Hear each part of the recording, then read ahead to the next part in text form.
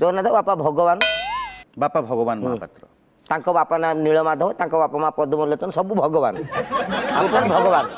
ଆପଣଙ୍କ ନାଁରେ ଯାହା ଅଭିଯୋଗ ଅଛି ସେଠିକି ଯିବା ପୂର୍ବରୁ ମୁଁ ଆପଣଙ୍କ ବିଷୟରେ ଜାଣିବାକୁ ଚାହିଁବି ଏବଂ ଅଦାଲତରେ ଜଣାଇବାକୁ ଚାହିଁବି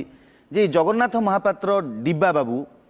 ଇଏ କିଛି ବର୍ଷ ତଳେ 5 ବର୍ଷ ତଳେ ଫାଷ୍ଟ ଟାଇମ୍ ଆପଣ ବାବୁ କହିଲେ ଚମତ୍କାର ଲାଗିଲା ମାନେ ଡିବା ଡିବା ସବୁ ଯୋଉ ଟାଇପ୍ର ମୋତେ ଭାଷା କୁହନ୍ତି ଆପଣ ବିଦ୍ୟାରାୟଣ ପ୍ରଥମ ଥର ପାଇଁ ଆପଣ ମୋତେ ବାବୁ କହିଲେ ମୋତେ ନମସ୍କାର ଜଗନ୍ନାଥ ବାବୁ ଆପଣ କୌଣସି ପ୍ରକାର ଅଶାଳୀନ ମନ୍ତବ୍ୟ ଦେବେନି କି ଅଶ୍ଳୀଳ କଥା କହିବେନି ଅଦାଲତ ଭିତରେ ଆପଣଙ୍କୁ ସତର୍କ କରି ଦିଆଯାଉଛି ତ ଆପଣ 5 ବର୍ଷ ତଳେ ଗୋଟେ ସିକ୍ୟୁରିଟି ଏଜେନ୍ସି ରେ କାମ କରୁଥିଲି କରୁଥିଲେ ଆପଣଙ୍କୁ ଦାୟିତ୍ୱ ଦିଆଯାଇଥିଲା ଜଗିବାର କିନ୍ତୁ ଆପଣ ଜଗୁ ଜଗୁ ଏମିତି କି ଲୋଭରେ ପଡ଼ିଲେ ଯେ ଆପଣ ଚୋରି କରିବା ଆରମ୍ଭ କଲେ ଏବଂ ଆପଣଙ୍କୁ ସେଥିପାଇଁ 1.5 ବର୍ଷ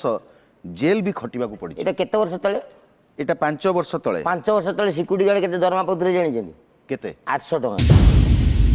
800 ଟଙ୍କା ଦରମା 1200 ଟଙ୍କା ସିକ୍ୟୁରିଟି ମାନେ ମୁଁ ଦଉଥିଲି ଶୁଣ ସେ ସିକ୍ୟୁରିଟି ଚାକିରିଟା ଯେତେବେଳେ ଆପଣ କରିବେ ଭୁବନେଶ୍ୱର କଟକ ବାଲେଶ୍ୱର ବ୍ରହ୍ମପୁର ଆପଣ ନୂଆ ଜାଗାକୁ ପଳେଇ ଆସିବେ ଚାକିରି ବାକିରି ସନ୍ଧାନରେ ଆପଣଙ୍କ ଘର ପିଲା ଛୁଆ ପରିବାର ଆପଣଙ୍କୁ ଚାହିଁଛନ୍ତି ଯେ ବାପା ମୋର କି ଭାଇ ମୋର କି ପୁଅ ମୋର ଇନକମ୍ କରିକି ଆଣିବ ଆସିକି କିଛି କାମଧନ୍ଦା ମିଳିବନି